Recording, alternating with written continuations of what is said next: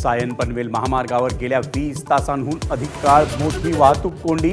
मानखुर्दमध्ये crane कोसळून police हवालदाराचा दुर्दैवी मृत्यू. वाहतूक कोंडीमुळे वाहन चालक त्रस्त.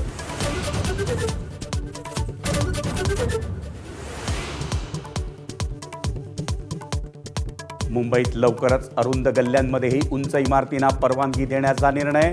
अरुंद गल्ल्यांमध्येही उंच इमारती बांधण्याचा मार्ग मोकळा. नव्या प्रस्तावानुसार 9 मीटरपेक्षा कमी रुंदीच्या रस्त्यांवर उंच इमारती बांधल्या जाणार.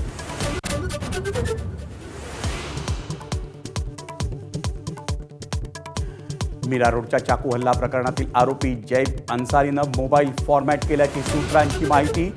पुरावा हाती लागू नये म्हणून आरोपीनं मोबाईल फॉर्मॅट केल्याचं उघडकीस. आरोपीनं आपला दुसरा मोबाईल फोन फेकून दिल्याचं तपासात स्पष्ट.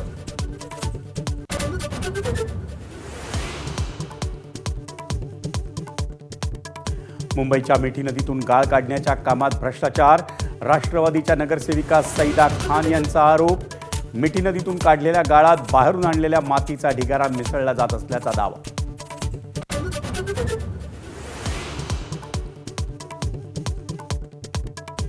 नवी मुंबई पाठोपाठ आता ठाणे शहरातही सिडको मोठा गृहप्रकल्प उभारणार. ठाण्याच्या किसन नगर परिसरात क्लस्टर योजनेअंतर्गत झोपडपट्टी पुनर्विकास करून तब्बल 4000 घरांची निर्मिती.